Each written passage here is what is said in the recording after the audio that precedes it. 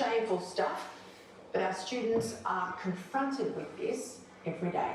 Join me now as one of those students, someone speaking out, Monash University student and Vice President of the Australasian Union of Jewish Students, Paris Onton. Paris, great to have you on the program.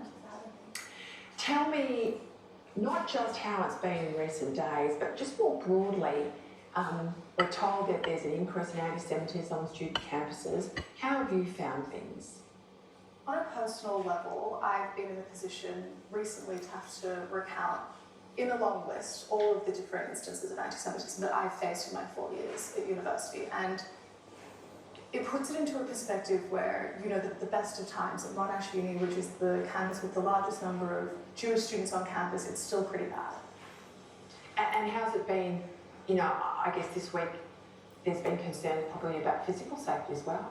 Definitely. At the moment, we're going through a campus-by-campus approach, so we've had some students tell us that things are good, it's business as usual, which is the quote that we're getting, but we don't expect it to stay that way.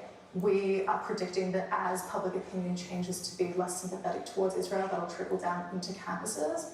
And yeah, we're looking at how the campus situation was during the Second Intifada, which is the most recent comparable conflict, and it was bad. There was physical violence on campus. Also, I guess you're making a point there that once Israel really does start to fight back, once the boots are on the ground in Gaza, there is a concern that that mood, which is not really with you now, is really going to come home against you. Yeah, absolutely, and Jewish students know it. They're very scared. We've had a really wide range of reactions from Jewish students, but I think underpinning all of them is fear and trepidation, and we've seen the way that the world responded to this. We've seen the way it's been felt in Sydney, we've seen the way that things have happened all over the world, and yeah, Jewish students are acutely aware of that.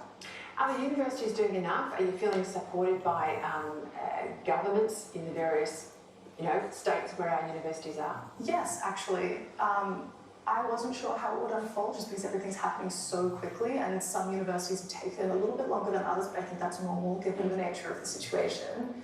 But yeah, we've had universities increasingly reach out to us as the union, as well as students on the ground, providing a range of support.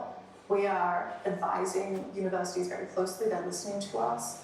The main things that we're looking for are counselling that's trauma-informed and culturally sensitive for everyone who's impacted by this, safe entry and exit points. We don't need Jewish students being unable to get to their cars because they've got a protester screaming in their face. And does that occur? Is it that sort of... It occurs at the best of times. I know at Monash we have student groups who stand right next to the bus park, so anyone who's taken public transport or the Monash shuttle has a really hard time getting on campus without being harassed about any issue. And yes, it'll increase now. What about academics? Reports today that there's a very significant pro-Palestine lobby in academia. How do you write a paper rightly, justifiably defending Israel's right to exist if it's going to land on the desk of someone who is responsible for a grade who's pro-Palestinian? I've definitely been in that position. It's not an easy one to navigate, especially for us. The NTU, which is the Union of Academics, they endorse the boycott, divestment and sanctions movement, which is an anti-Semitic movement. So this isn't at all surprising. As a student union, though, we're focusing on keeping students safe in classrooms and making sure that they know the procedures in their universities if they do need a paper remarked. That's all we can do. Paris Onton, thank you. Thank you so much. For giving us the human face tonight. Right after the break, New Zealand